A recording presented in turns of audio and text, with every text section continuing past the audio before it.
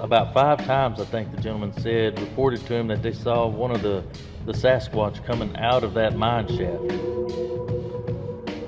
I came out one night and didn't turn the light on until I got all the way out of the house. When I shined the light, there was that thing that was exactly the Shunka Workin. You could see the limbs moving like something in the top of those trees. We could see what we thought at the time was monkey hands and monkey feet. And you'd see it stick out of those bushes every once in a while.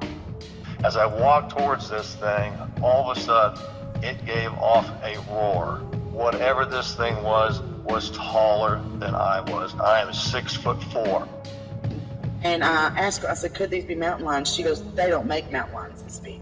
And mountain lions don't walk on 2 feet. She said, last night, she said, it sounded like Freddy Krueger, you know how he has those knives. She said, it sounded like it drug down the side of our house. Well, hello everyone. My name's Elijah Henderson.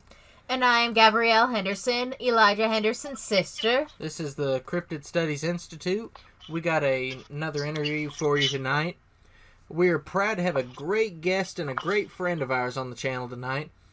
We've known this gentleman, John, since about 2018, 2019 or so, when we all met at the Kentucky Cryptid Con. We all shot the breeze together with him and his wife, Mrs. Rambo, and we all became really good friends together, and we eventually started going camping together at Land Between the Lakes and doing a bit of researching together. John has over 32 years worth of military experience, and his credits are as extensive as they are impressive. He is currently a watch commander. However, he's also served as an operations sergeant and as military police. John also currently functions as a member of MUFON, the Mutual UFO Network, and as a member of Evidence of Tennessee Bigfoot. He has made multiple trips to Land Between the Lakes with that group and conducted many hours of research there in the park. And we hope to talk a little bit about that tonight. Yes, John Wayne Rambo is a very impressive gentleman, and we're quite excited to talk with him. And I guess without further ado, John, my friend, how you doing tonight? I'm doing great. How are you guys? We're doing good. This week is getting ready to wrap up. I got one more day of work this week, so I'm excited. I'm ready to finish it. And on Sunday, we're going hiking with some friends up to a park out in East Tennessee. Gonna check out a waterfall. Yeah, there's supposedly a good waterfall up there, so we're ready for the weekend. Yeah, I'm trying to remember the name of that. It's pretty well known, too. It isn't Fall Creek Falls, is it, Gav? No, it's not Fall Creek Falls unless they've changed their mind. I'm not sure which one we're going to. It's something that they have picked out, but it'll be a waterfall, so it should be pretty exciting. That's good. Yeah, I wish I could be there with you, because that would be awesome. We certainly wish you could, too. Yeah, we wish y'all were up here, too. It's about time for another Land Between the Lakes excursion when we all get time. Yeah, most definitely. We'd both be really looking forward to that. Heck yeah. We're ready to go do that again. Well, John, I guess I'll start things off by asking that question that everybody gets asked in one of these shows. It's kind of a must. Everybody's got to do it. And what exactly got you interested into this type of research? You know, UFOs and Bigfoot and research of that nature. What started it all, and what keeps you going with it now? Well, I've always had this kind of yearning desire to know things, you know. Ever since I can remember when I was young, I was always trying to find and answer the question of why, or what is, or, you know. I used to sit outside when I was much younger, and I would just gaze at the sky, at the stars, and ponder that thought, you know, is there other life out there? You know, what is going on? You know, are we the only planet? You know, how I would like to be out there in space looking around, or which then got into also, you know, you watching. I was a big Trekkie. I love Star Wars. I love science fiction. You know, back in the day when I was younger, you used to be able to go and sit on the front hood of your station wagon or back the car up in the pickup truck and watch those movies at drive-in theaters, you know, which kind of had a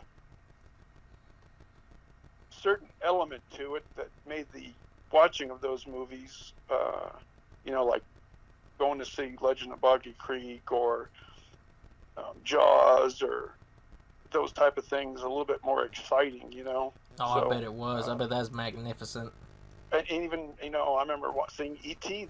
that way, and it was just a really great way to watch a movie if you've never got to experience it. If there's something out there or a place location that has a drive-in theater, I really suggest that someone get out there and just capture that that movie watching. We got to go see the Tigger movie at the drive-in theater when we were just tiny, and it's still one of my favorite memories because it's just so much cooler at the drive-in than it is at a regular theater, and I really wish Clarksville had one. I guess while we're talking about drive-in theaters, I got a bit of a Bigfoot story that I think you and those listening will get quite a bit of kick out of.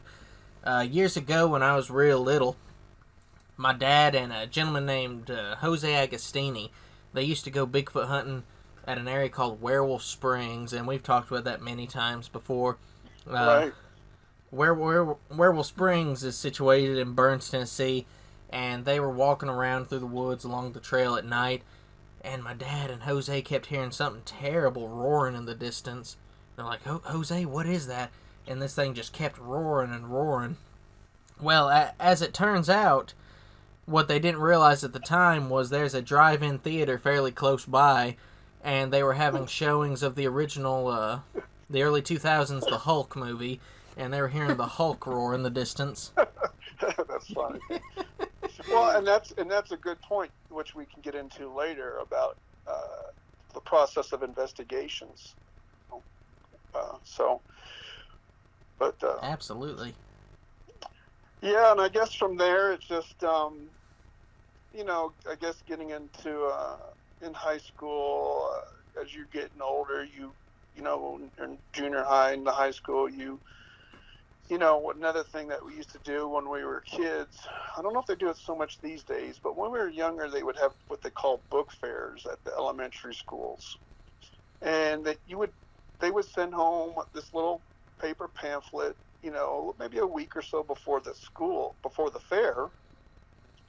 And you could kind of just peruse through the little magazine and kind of pick out a book that you thought was interesting. And you would check the little box, and then off to the right, it would have the dollar amount, and then you'd go ask mom and dad for the cash, and they'd put it in an envelope, and you'd fill it out, and then you'd bring it back in, and you would walk up into the trailer, and you'd be able to say, this is my list, and here's your, okay, and they pull it for you, and you'd go about your way, you know. So there's all sorts of different types of books in there, so I was always trying to find different interesting books. I remember when I was in the 8th grade, I checked a book out from the library about Einstein's biography.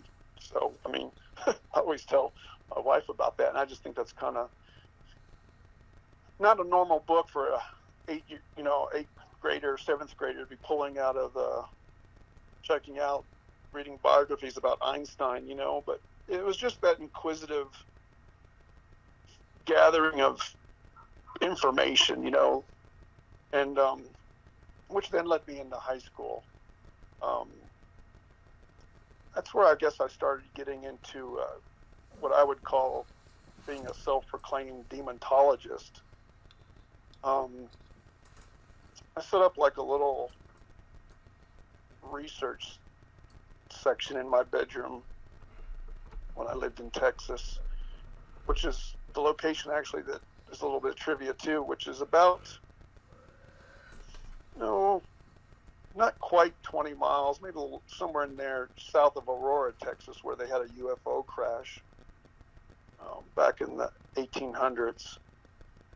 But I would go in anyway. I would go in, and I just had this yearning about trying to find out about demons and of those natures. So I would have like a King James Bible, a Mormon Bible book, a Catholic Bible, a Good News book, the Webster's Dictionary, and I would just literally go through like the Webster Dictionary from front page to rear page. I would just look for everything that would be the defining definition of whatever, whether it be werewolf, Dracula, Frankenstein, succubus, witch, and just I don't know, I guess you could say maybe it got a little extreme, I guess. And I had a poster of the Four Horsemen above my bedroom door. And, you know, just comparing, contrasting of the different books and of that nature and stuff. And I just kind of set me on this hydra blast of researching that stuff. And, I was in the process of actually at the same time going through the rights candidacy, what they call RCIA, through the Catholic Church. And my mom she grew up Catholic, and you know, I was not, but most of my friends were, where I went to high school. So I decided to become Catholic and went through a 6-month program, you know, and did a lot of research, you know, studying and reading the Bible and having groups of like the apostles did and hiding and, you know, some things can happen with the forces when you're either good or bad. I firmly believe and have been exposed to that when you're, depending on what side of the line, I guess you could say, that you are. And at that time, I actually went to believe it or not, to a charismatic Catholic church one weekend when we were doing a youth group meeting trip in Dallas, where I was slain in the spirit after I took communion, because I was praying a lot, I was reading the Bible a lot, and studying a lot, and I went to church regularly and religiously, you know, if you will, and I started on this little search about trying to find individuals in the area that for whatever reason, I guess, to learn that side of it, also part of my studies was to talk to and interview individuals who were possibly satanic or devil worshippers. And there was a location out in Springtown that had this cemetery that glowed at night, and the kids would like to try to go out there and see it, and, you know, the whole genre of it. And I did an interview it was actually my very first interview I've ever interviewed anybody in an investigation. Was a teenager classmate in class at the high school who started giving me information and promised me to keep everything as secret as possible so he didn't find himself, for lack of a better term, I guess, terminated. And long story short, I guess that quickly investigation kind of ended when I got my first death threat at the house. We were on what they call a party line back in those days, where you could community phone, you could pick up the phone, and if someone was talking, you would have to hang up the phone. And I was getting ready for work one Sunday, and I worked at what they call a smorgasbord. And phone rang, and there was this really, it was a male voice, but it was really strange, dark, very dark, deep voice, that they knew who I was, where I lived, what I was doing, and that if I didn't stop, that they were going to kill me. That's creepy. That is very creepy. So I immediately said, if you do, well, who is this? Blah, blah, blah, blah, and I hung up on him, and I immediately told my mom, and she ended up calling the sheriff's office, and they sent a deputy out, and they took a report. And So needless to say, that was pretty much the quick halt of my demontology investigations for quite a while. That slammed the brakes on it for a while. Right, yeah, it sure did, I was like, okay. And I guess jumping forward, I kind of still studied stuff and things like that. I was never really into Bigfoot or UFOs at that time. I was still kind of doing the whole demontology type things, where then I left Texas and moved to Tennessee in '88, and I went to university and was accepted at Austin Peay State University, where I was kind of working. Really, I was working on two majors. I was working on my associate's degree and four-year degree in criminal justice, and I ended up taking another class with the individual, the special agent with CID, which is the Criminal Investigation Division. He was actually the individual who went down to Panama to investigate Noriega. And the reason why they called him is because he was studying Santeria and Palamayambe, which are two different versions of voodoo. Palamayambe is the dark side, if you will, and Santeria is kind of intermixed with Catholicism. There's an old movie about that with Martin Sheen, if you look it up. And so I went to that course, and then I graduated with my 2-year degree in criminal justice, and kind of finished up with my last year of college. Well, my 3rd year of college, and I just got burnt out. So I ended up just in accounting class one day, just kind of stopped and walked out. I was burnt out and joined the Army for the next 12 years as a military policeman. Still kind of studied it. Then I started getting into, that's where I first learned of Art Bell and Coast to Coast. Was up in Alaska at my duty station up there. I was on patrol one night, and I thought it was kind of interesting. So I was hooked from there. And I guess that was about 2001, the winter of 2001, where I first started really listening to Art Bell. Yeah.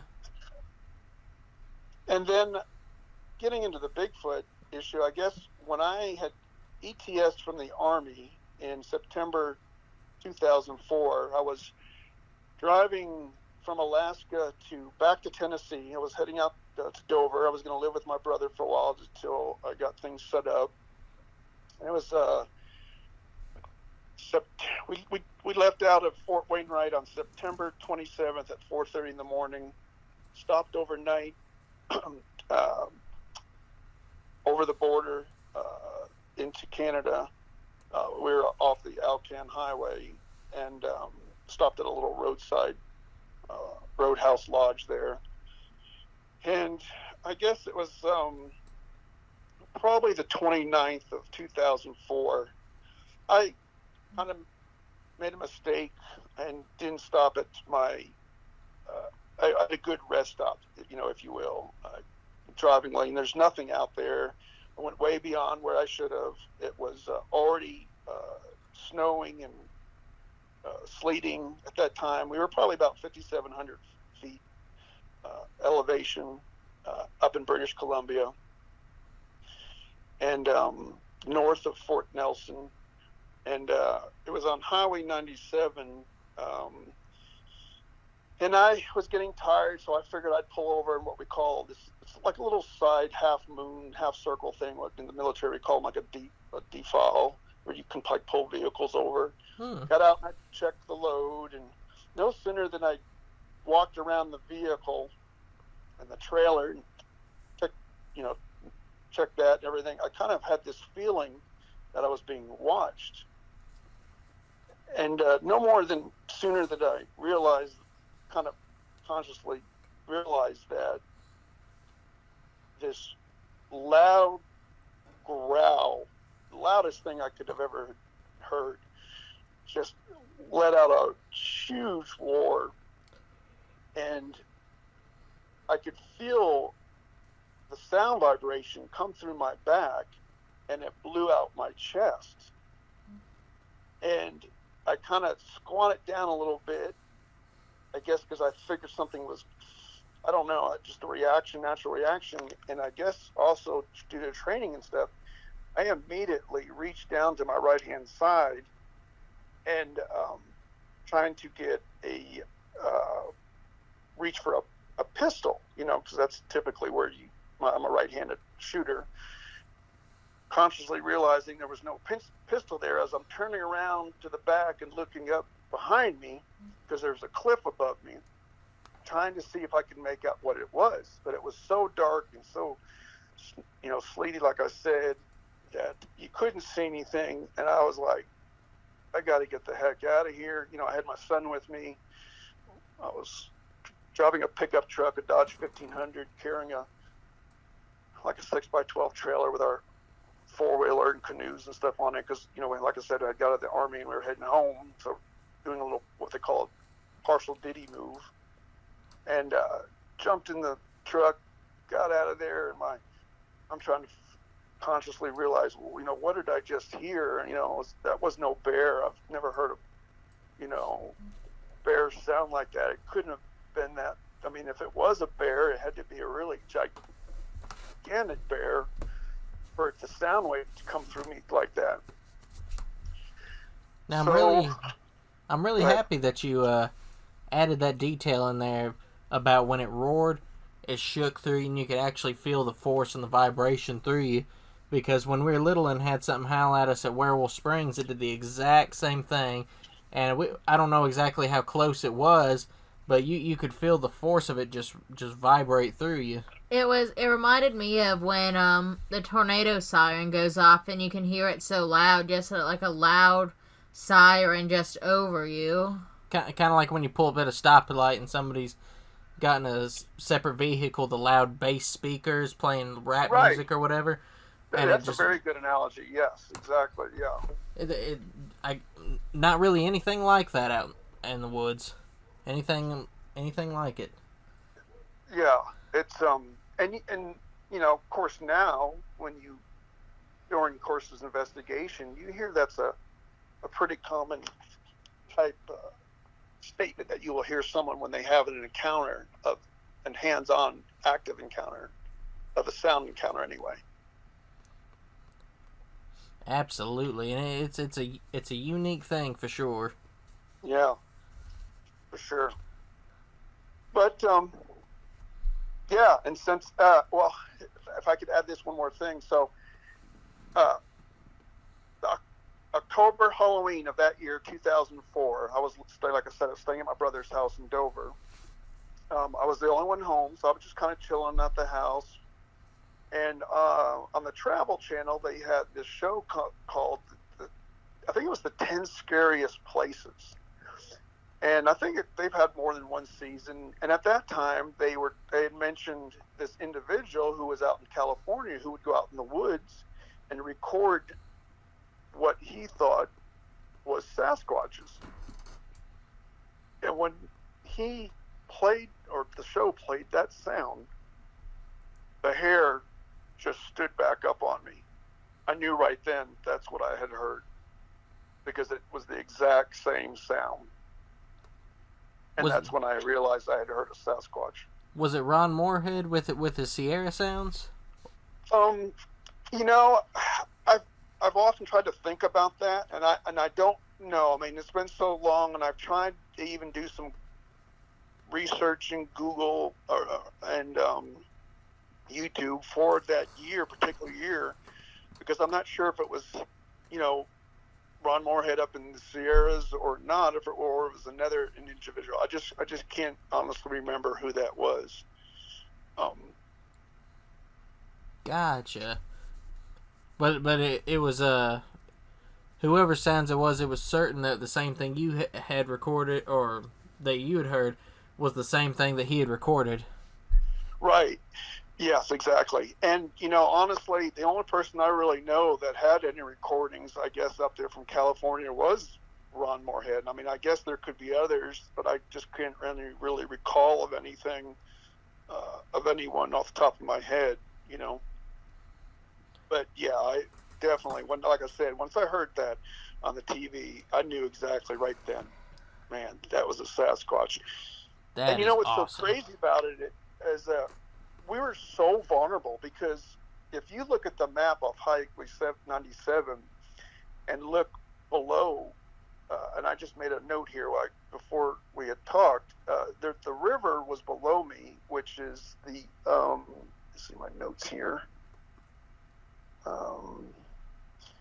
The Testa, Testa River was below.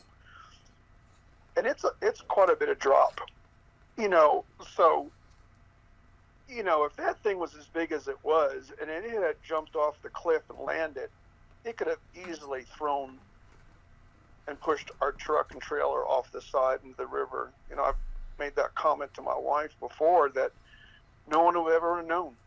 They would have said, hey, this guy fell asleep. He went straight off the cliff. Boom, case closed. If it wanted to, you would have been finished. He would have had us. He had us dead to rights. Yeah, it would have been done. Yeah, he just wanted us out of there for whatever reason. They always seem to be at a tactical advantage over everyone and everything. Yeah. And look at it now. That place, that exact location, has several reports. And you know what's funny about it? Later that morning, after we had woke up from the hotel and ate breakfast, which, by the way, reindeer skillets are awesome. Awesome. I love those skillets. I miss them.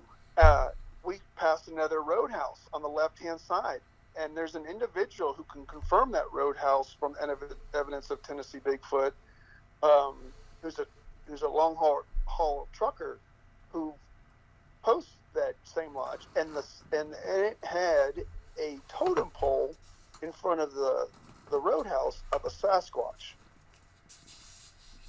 So that just tells me that, if you know anything about, North American natives, their totem poles represent animals that they have in their area of living.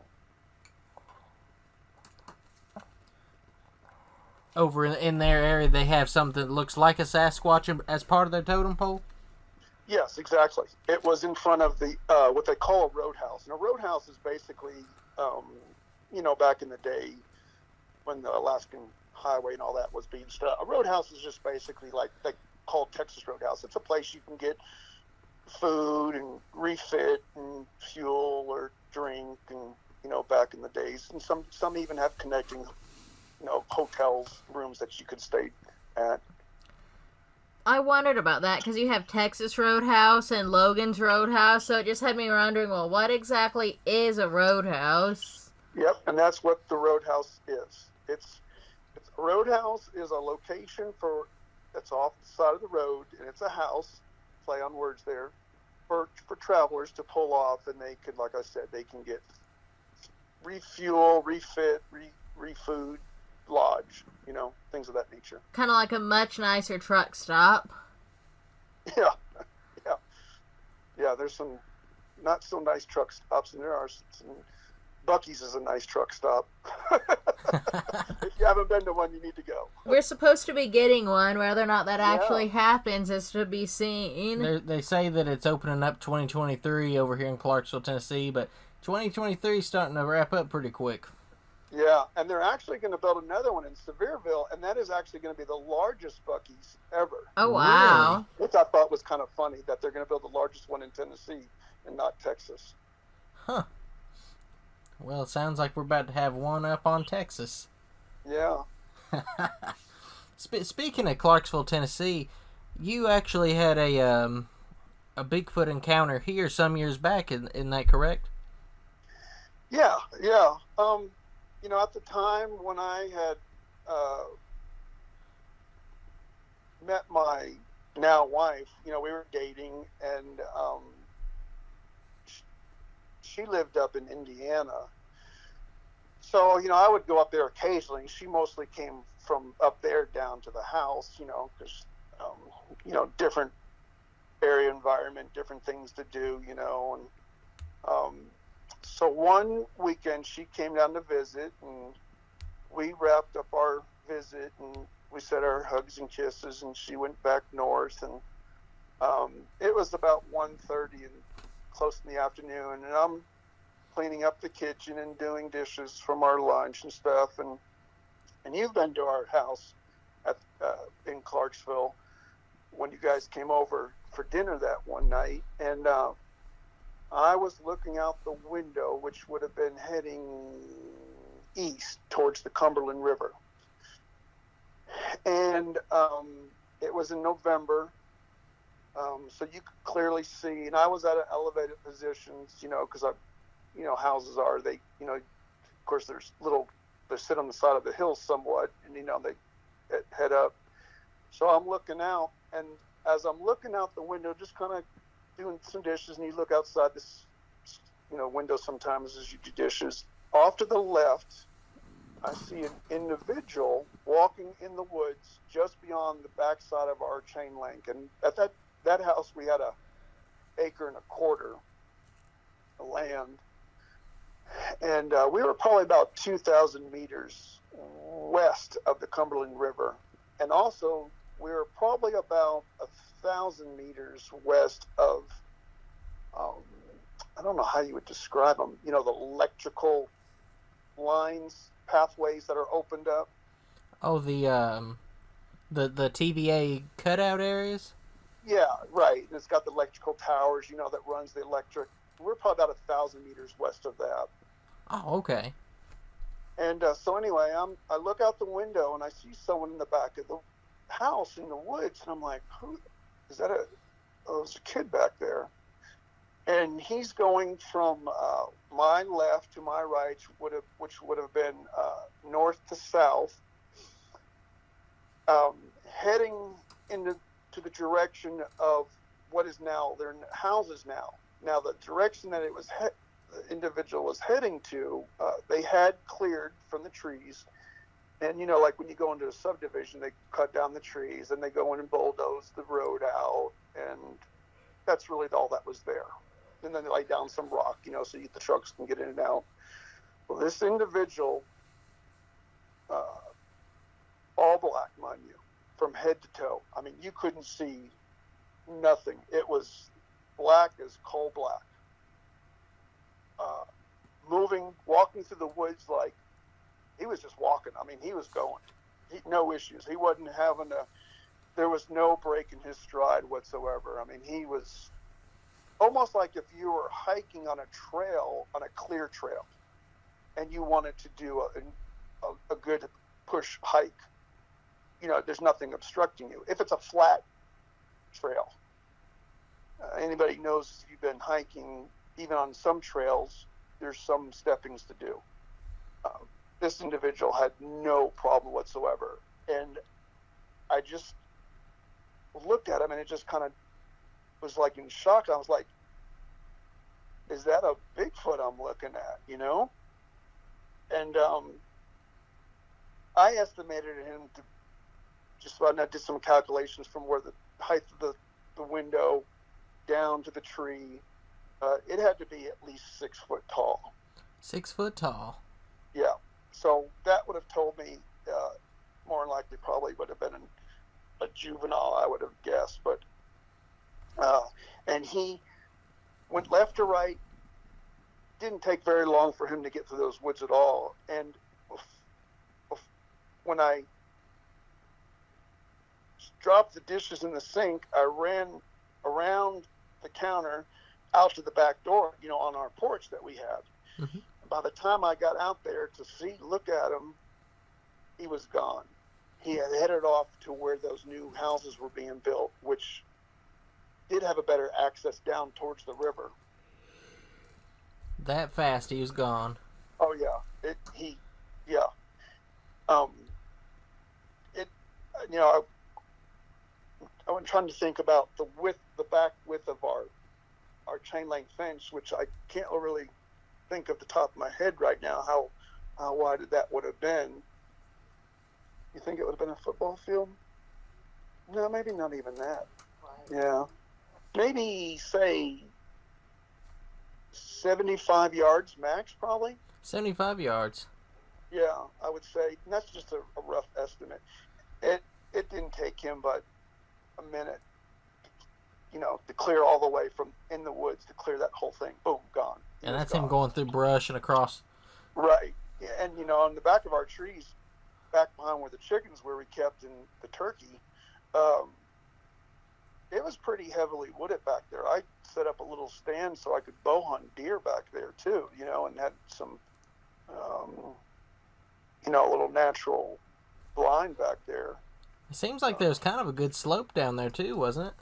Yeah, there was. It seemed relatively secluded for the suburbs. It was really the perfect spot for that kind of thing. Well, you know what, and here's another thing too. So just past the property lines of the houses who face on that western or eastern side of the subdivision is a 300-acre farm. That's it. And the main house isn't up there. It's south of us about a half a mile. So there's nothing out there. I mean, you'll hear them back there on their four-wheelers riding around because they go, hunting back there. The family did, or they would bring someone back there to go hunt deer. But that's it. There's nothing else back there. And then you clear his property, and then the next thing was the quarry, and then the bi-county sub-trash place location. And it's interesting. There was pretty secluded where y'all were at, and there was there was at least a pretty good bit of forest there, but it's close enough to the city that normally you wouldn't expect something to be that close, but that just goes to show you just never know where these things are going to show up. Exactly. And, and doing some research, since then, I would tell your listeners that they are located, there are more of them in more specific states of sightings, that they're tracking, obviously Washington State, Ohio's a big one, Pennsylvania's a big one. But I would also say that even within those states that have more than others, don't think that they're just out in the bush, if you will. Mm-hmm. They could, if you live anywhere in a partial rural county or town, they're there, or have the potential to be there, or at least move through there. I believe they're migratory. They follow food. They follow, depending on, and also the weather. Which I think is, in my opinion, quite clear that they do that. And absolutely, I agree. They do. And I think that research has also shown there's some debate probably, but there are those who believe that they do use the rivers and those easement, I guess you could say, those electrical tower easements as subhighways, or throughways. It'd really be a perfect place for them to go because, you're not going to really see people going through there. It's wide open. They don't have to worry about a whole lot of obstruction, so I think it'd be perfect for them. Yeah, and, and there's also an adage saying that, well, if they want to see you, they'll let you see them, or if they're younger, maybe they misjudge themselves and they just haven't realized it yet. So, I mean, I guess it's debatable, but then I guess that could also go into the next thing I guess we could talk about the bowling balls. Yeah, absolutely. I'd forgotten about that. Well, do you still have that bowling ball? I was just saying, I'm looking at it right now. It's on the top shelf. That's awesome. We have like this little 5-shelf tier shelf that's in the wall that we've got some antlers and horns and the bowling ball, and I've got a tom-tom there that had made by Tobe Johnson. So, but yeah, the bowling ball was there. And can you go into a little bit more detail about the significance of the bowling ball? Okay. Well, as I mentioned just a minute ago, we had chickens and a turkey, and which we no longer have, obviously, because we're moved. And but at this particular time, we had quite a few chickens, and anyone who has chickens or has had chickens, you know that sometimes potentially, for whatever reason, they could expire. You know, whether it be due to possum or raccoon, or maybe even your local dog, your own dog could get to them. So we, over time, would lose some hens, you know, and as most individuals do, you know, especially if you live in the country, you'll just kind of like throw it out in the woods as far as you can get it, you know, and you know that raccoons or something's going to be able to get it, and we didn't really have a problem with that because, you know, here, you know, now that you have the potential of bringing more in, but you always have raccoons and possums trying to come in and get your chickens anyways. So, and I really can't remember the amount of chickens that we had lost, but one day, while we're doing yard work, I found a bowling ball behind the fence, just laying there on the ground. So I didn't think nothing of it. I just kind of like picked it up, and because I like my area I don't like things being left in the woods and stuff, you know, and especially on our property. And I just figured, oh, maybe the neighbor left it there, put it there for one reason. He wanted to get rid of it, and then, which led to another bowling ball. And I would put them in our can, and when we took them down to the bi-county dump, I just throw them away. Then it led to another bowling ball, and I was like, okay, this is getting a little out of hand here. You know, just why don't you take them, thinking to myself, why don't you just take them to the dump yourself? So I ended up calling the neighbor, and I said, hey, I would just rather you just give me the bowling balls, and I'll take them to the dump and throw them away when I go, instead of just putting everything in the backyard. I mean, and they were like, what are you talking about, you know? I was like, all the bowling balls that you're leaving back there behind the fence, just, if you could not do that, why are you doing that? You know, or just give them to me, I'll take them. They're like, we're not doing that. It's got to be kids. I don't know what you're talking about. You know, we haven't put any bowling balls back there behind your fence. I was like, okay, all right. I kind of left it at that, and I didn't really push it anymore. And then, go ahead. Sorry, I was just going to say, in somewhere there's got to be a neighbor who wonders what keeps happening to their bowling ball collection. Exactly. Yeah, I can't go play Friday night. My bowling ball's gone. Where's my bowling ball? And so on this other incident, and I can't remember. The tree fell on the chicken. Oh, that's right. Yeah. Right. So that's what. There was a storm that came through, and the back tree. We had a large back tree that fell on the chicken coop, partial, not the whole chicken coop, but part of it. And so, you know, we cut the tree down and got it off there, and we're cleaning up from one of the big storms we had. I think there was a tornado that year that came through south of us. There was 2 tornadoes that touched down in Clarksville. And so the chickens got out, and then we lost a couple. So we threw those back there too. And then this next bowling ball shows up, not just behind the fence, but it was inside the fence. Mm-hmm. Inside the fence next to the chicken coop. And I was like, what the crap? This is weird. What, you know? And we had 3 dogs at the time. And, you know, our dogs, like a lot of dogs do, that's their area. They patrol the fence lines. They're looking for the squirrels or the birds or whatever that, you know, they'd love to play chase and get them or whatever. So, and they bark, you know, they're going to bark when someone's in the yard. And, you know, of course we had been out a lot in the backyard doing stuff, and we never seen anything. And I never saw any other kids coming around, or, you know, we didn't have kids come around. Well, that was kind of around the same time frame that Mrs. Rambo and I had sat out in the backyard one night, and we were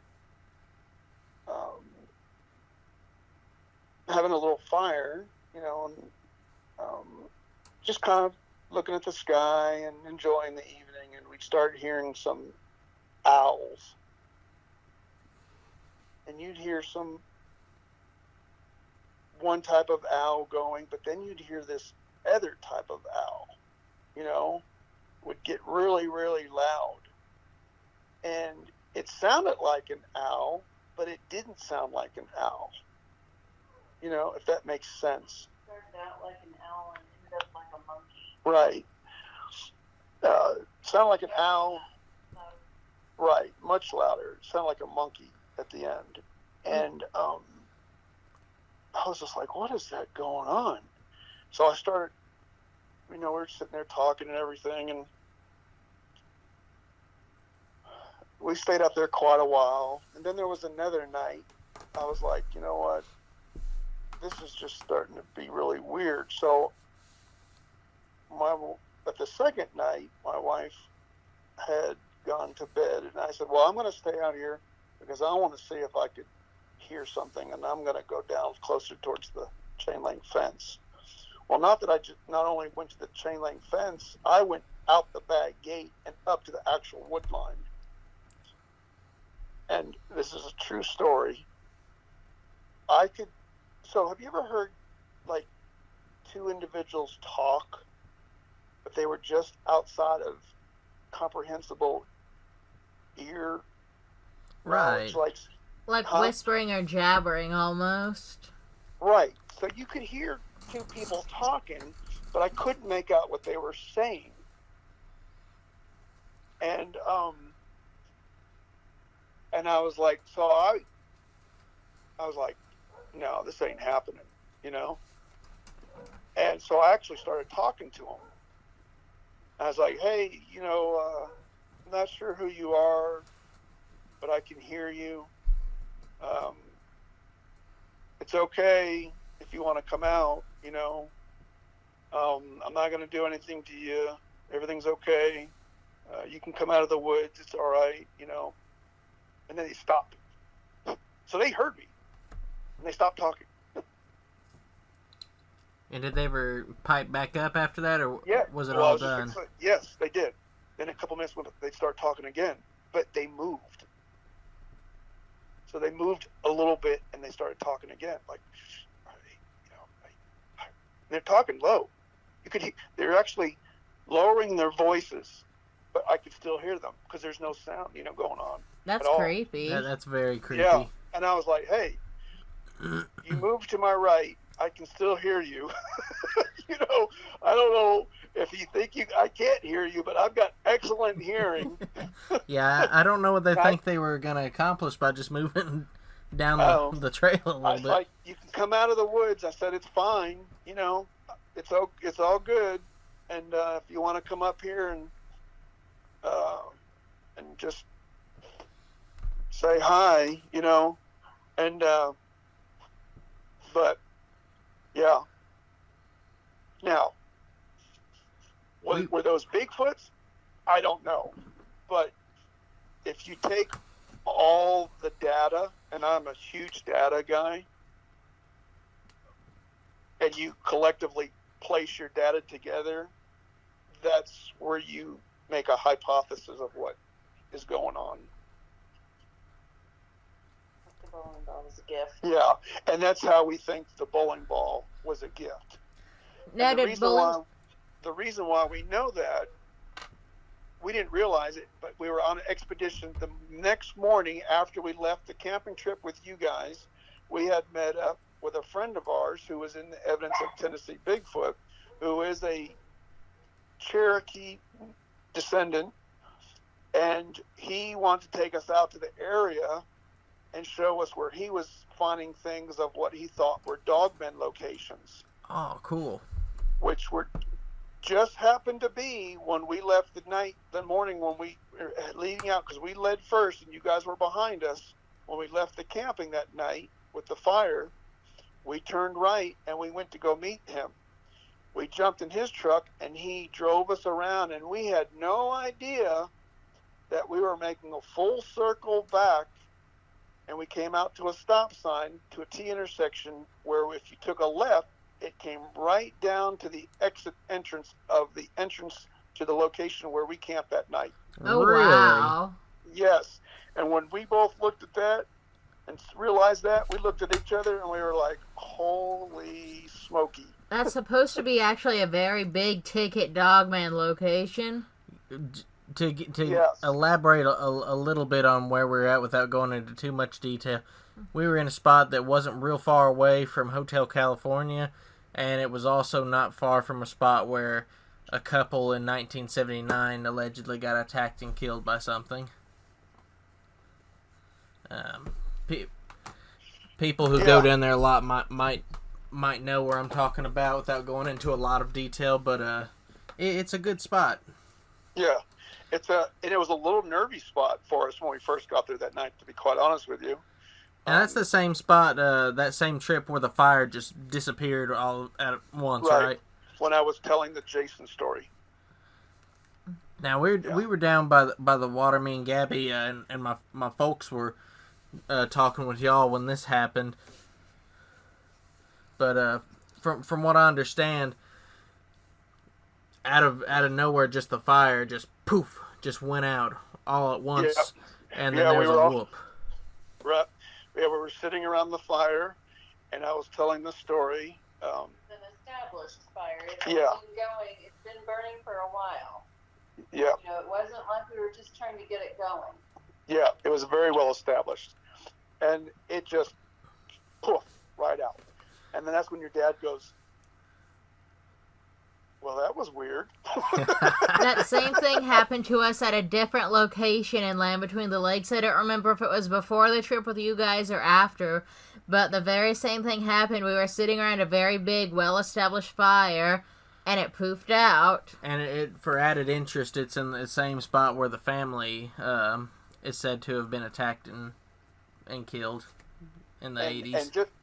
And you were right. And then we heard a whoop off in the distance to our left. But later that night, I don't know if you recall or not, but both your mom and Mrs. Rambo had both heard noises that night around approximately the same time of whistling. I do recall hearing about them that. mentioning that, yeah. Yep. And you know what, earlier in the evening, I don't really talk about it much because it could have just been like a wolf or a coyote or a stray dog or something, but it was right after sunset, right at dusk before it really got dark. Y'all were all sitting around the fire. I got a phone call from a friend, so I went by the cars to talk to him, and I was kind of staring along at the shoreline, and I just saw a silhouette of like a dog or a wolf or coyote or something walk perfectly in shadow across the shoreline, and then it was just gone. I didn't see it anymore. Didn't hear anything. Did it look real big? Just about like an average size, like maybe a German Shepherd or something. Never know. It could have been something. It could have been. It looked like just a silhouette of like a wolf, coyote, or dog. I think in that same spot, and LBL fans will know this name, Martin Groves. He's written multiple books about the Beast of LBL. I think he went down to the same spot we were camping and found Dogman tracks down there before. I think that's in his newest book, A Trace of Death, which is excellent, by the way. Everybody go get that. Yeah, we'll have to get that. But, yeah, I think that they found tracks down there. And, John, while we're in kind of the same general area, generalized area, you've been told a few stories about black triangles hanging out over around Fort Campbell, which is really close by, correct? Yeah. Fort Campbell is Fort Campbell, Kentucky. It's located on the Tennessee-Kentucky border. Most of it's actually in Tennessee, but it's called Fort Campbell because the post office is on that side. Has a large training area, west and northwest, and kind of gets right into Stewart County, Todd County, up in that way. I was working out there, and I'm in law enforcement, and I was on working one night, and I had a fellow officer who was on duty one night, and I don't hide from anyone that, or at least coworkers, initial, who are close coworkers of what I do in our research. And I do that so they feel comfortable they'll feel comfortable being able to tell me, things that they might have been engaged in. I take some bit of harassment, I guess, from others who, non-believers, I guess, if you will, or just don't understand. But, I tell them, hey, that's fine. I don't mind it, because I want these other individuals who've seen things to feel comfortable that they can tell things to, because, when an individual sees something, it's either positive, negative, or negative, and they don't know how to comprehend and know how to deal with it sometimes, and they want to talk to people, but they don't know how or who, and they don't want to be ridiculed. So this one officer was on patrol one night, and he actually had called me up and said that he had just seen a black triangle being followed by a black helicopter, and that was over Fort Campbell. It was on Fort Campbell, kind of like towards the southern part, south, would have been west side of it. I won't give the exact location, but right. And there's been a few of those seen around in the area, haven't there? Because didn't a gentleman from Evidence of Tennessee Bigfoot, one of the other members, talk about one too? Yep. And he is one of the admin individuals. He had actually called me and told me that he had seen one. He was heading to work one morning, and he was on Highway 24, and I think it was around 4 o'clock in the morning, and he had seen one above him go over his head. And then I had another officer who was a deputy in the local area who was actually, it was about 4:30 in the morning. He was at a little grocery store off of 79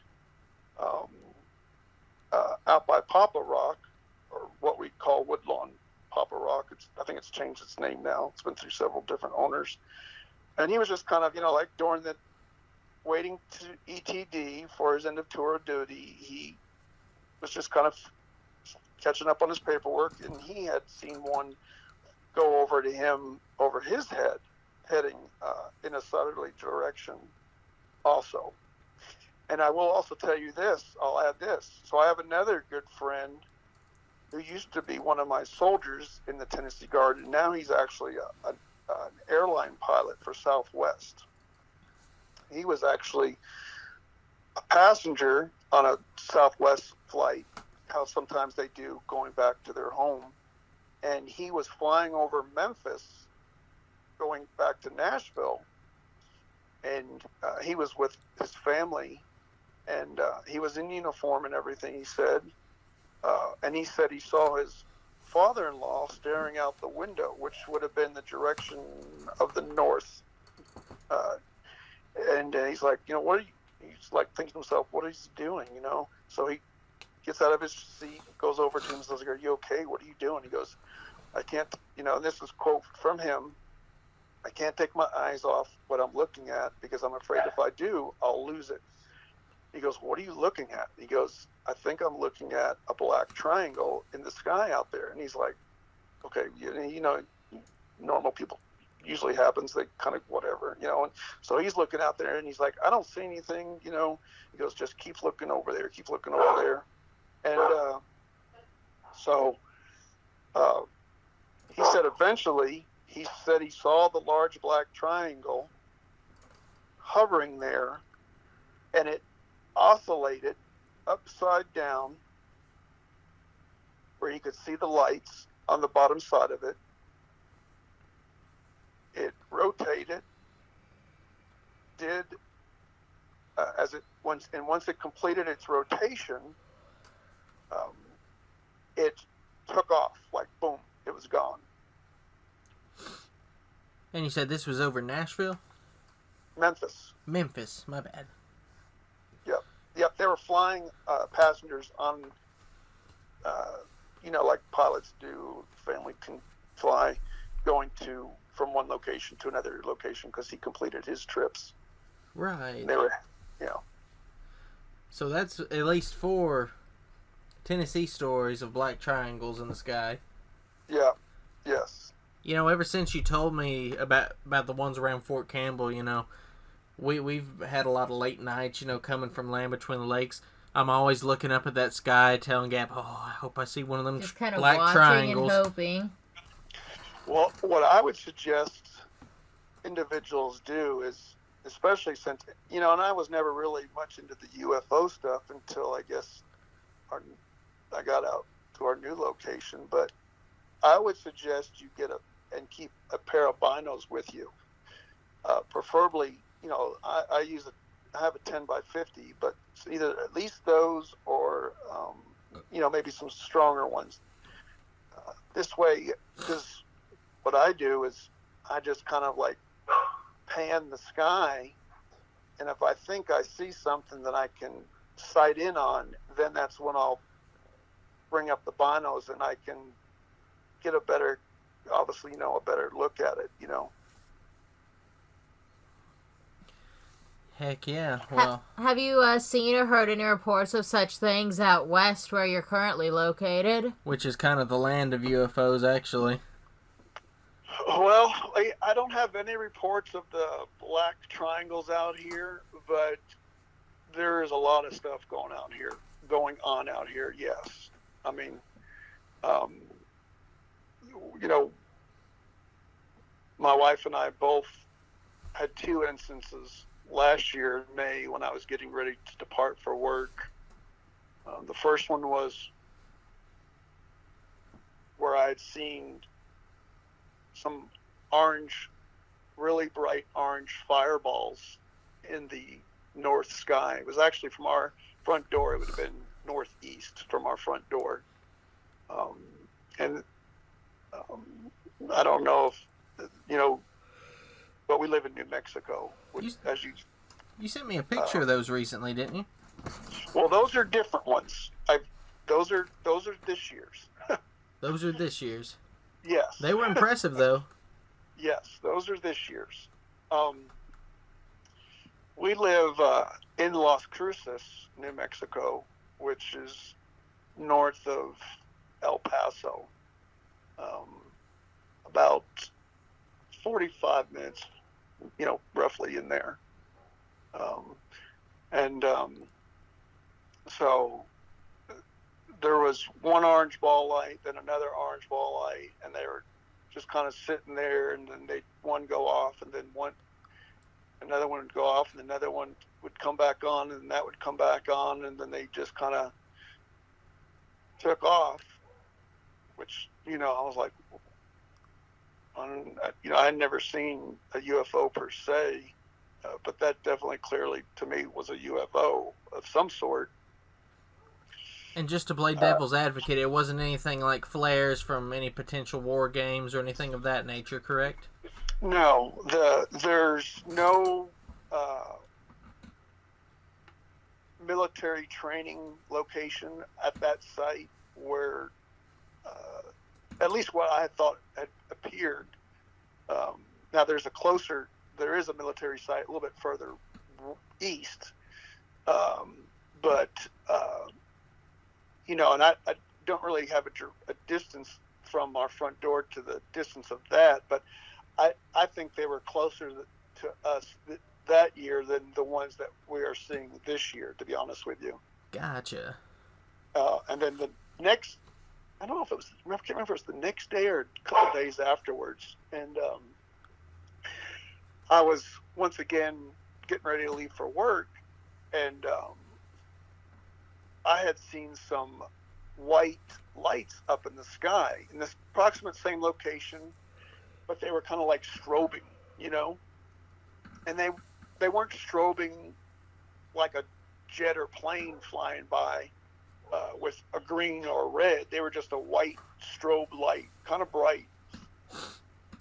And one would come on, and there was another one off to the right, and there was another one, and they'd be going back and forth. And that's when I yelled for my wife to get out here and take a look at what I was looking at. And she was having some difficulty seeing because she didn't have glasses with her, and but then we ended up seeing them, and and then we hadn't seen anything after that until this year, and this year's been at least 40 days worth of lights. That is a lot. That's pretty impressive. Yeah, every night. And I'm talking about not just one or two. So many that we got bored watching them. Yes. We were out camping. Wow. That's a lot. Makes Yeah. me wonder if that's a lead up to something. Or so many that while I'm out there at my car looking at them, that because I didn't have enough equipment or the high def equipment to where I could capture them, or they were getting closer to me, that I was like, okay, I'm done watching them. I'm just going to go ahead and go. Now, this is probably a dumb question, but I'm not exactly sure where in Texas it is. How close are you to Marfa, Texas, where the Marfa lights are? I don't know, to be honest with you. Because I have heard about those lights before. I didn't know if there would be a connection in some manner. Yeah, I have heard of that incident, but We're west of Roswell. yeah, we are west of Roswell about 2.5 hours. Oh, that's not Now- bad at all. Yeah, now I will say from the location that we're at, and probably we'll use 300 mile, from a 300-mile radius, there has been 2 landing reports, and if I'm tracking, let's see here, Roswell's 1, St. Augustine's 2, 3, 4 or 5 UFO crashes. Oh, wow. Yes. Now, in Texas, a friend of mine, he was telling me about a site where one allegedly crashed, and there was a body, and they buried it somewhere on the site, but you're not allowed to dig there now. Or, I guess, ever, but... That kind of sounds like Aurora, Texas. That's the story that was at. We're in a big storm. It came down and hit the windmill and crashed, and the locals had a prayer service over it and put it in a coffin, and they buried it in an unmarked grave. Yep, that's the one. That is the Yeah. one. Yeah, that's just north of where I went to high school in Aurora, Texas. Yeah, we've got some pictures of that. Our last visit back home to see some friends and family there, we stopped off there to take photographs and everything. Jim Mars, who's deceased now, a big UFO investigator, did a pretty good expose on that, and knew exactly where the site was at and everything. And the tombstone was taken away, I think maybe possibly by the city council and everything, because they even tried to did a request actually to exhume that body, but the city or the cemetery board wouldn't allow it to happen. Now, what are your thoughts on this recent incident in Las Vegas that's been on the news where allegedly the thing was 10 feet tall? 2 10-foot tall aliens. Yeah, I've looked at a lot of those different videos where now I don't use TikTok or anything like that. I just have used my main sources, either Google or research or YouTube, or I do scan Facebook, and sometimes, and if I see TikTok, it's posted off of that.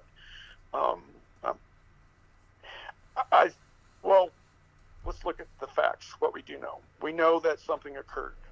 1, we know that the individuals, the residents, called 911 to whatever county that is for Las Vegas. 2, 3, we know that Las Vegas PD had dispatched officers and arrived on scene. 4, we know that the officer's body cam has video of something coming out of the sky in some type of uncontrolled descent. or at least appears to be uncontrolled descent, which is also was captured on video cam from phones, and some ring cams had recorded a boom and a big flash of light. So we know something went down. So that's all definitely facts. happened. Yeah, so something definitely happened. We know that there's videos there, and if you look at the videos of the individuals, and it looks like the father was into some type of construction type, and had the backyard where he has his backhoes and things of nature, where he keeps all of his equipment, was where it looks like it went down. I know George Knapp has done, if you go on YouTube, you can see he works for, I think it's Channel 8, but don't quote me on that, in Las Vegas. You know, George Knapp, he's a big, long-time UFO phenomenon researcher. They sent some teams out there and did some drones and stuff, and they've been trying to make contact with the at least the kid who posted it, and haven't been successful. But before that, the kid had came back on, which I had saw where in a lot of these cases where people see things and they report things, they get ridiculed. I mean, look at the submarine, unfortunate incident with the submarine incident this past few days. I mean, people are posting all over memes about it, you know? And Absolutely, that's a shame, just too, terribly 'cause disrespectful. It's like the same with the Twin Towers. People post jokes and memes about it now. And just Well, that's human ego for you. But, yeah, I don't get it, because it's human lives people are joking about, but I guess that just goes to show the day and age we're living in. Yeah, so we know something occurred. Now, we know that, I think it's been established that government vehicles did show up there with government plates. I think we know that also, which more likely probably came from either the federal building in Las Vegas, or more than likely probably the Air Force Base, which is on the west side of, I think it's north. Is it north side of town? I think I think it's the north side of town. There's an Air Force Base there. But of course, north of that is Area 51, and then Nellis Training Area. So a lot of these areas where you're seeing a lot of these aircrafts and everything are on or in close proximity to military reservations. So it's entirely feasible. It's a government aircraft or something else. Well, you have three options, and three options only, I would say. It's either them, it's us, or it's us and them. That's it. You don't get a fourth option. I gotcha. But it definitely seems like it wasn't fake news, so to speak. No, I from whatever I'm saying, I don't think so. But, you know, once those things get released and people release those things, there's always a certain part of counter flooding of information that kind of, you know, basically you want to discredit or dissolve at least, or delude some of the information, you know. Absolutely. And with the advent of AI, when real pictures do start coming out, there's going to be so many fake ones out because of AI, it's going to be hard to tell. Yeah, you'll never and prove... that applies to anything. Right, yeah. You'll never prove that Bigfoot or Dogman exist before, because if you get a really good picture, somebody will be able to say, oh, that was manufactured with AI. They're really, really clear now. Right, yeah, exactly, yeah. Well, John, I reckon we've hit about the little past over an hour, so I guess we'll start to close this up. And in closing, do you have any final comments, sir?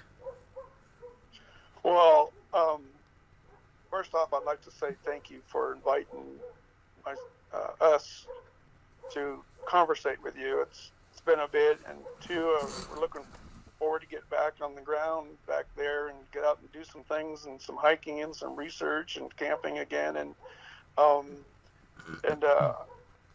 glad we did this. It's been a while that we've been able to actually sit down and have this type of conversation on some items. Yeah, it's been too long, but it's been a pleasure having you and Mrs. Rambo. I've heard you a few times in the background. It's been a pleasure having you as well. We were very happy to catch up with both of you. And we Mostly thank I'm you trying both to so keep much the for dogs- being on. Mostly I'm just trying to keep the dogs quiet.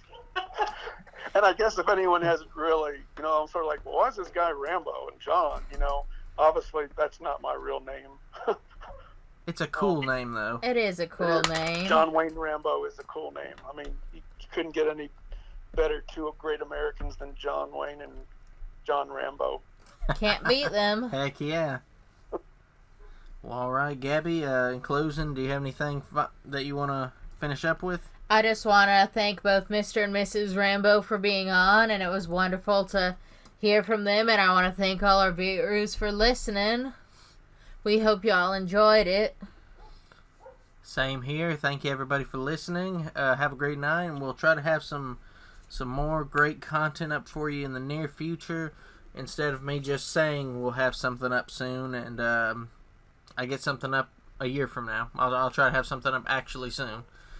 Thank you, folks, and good night.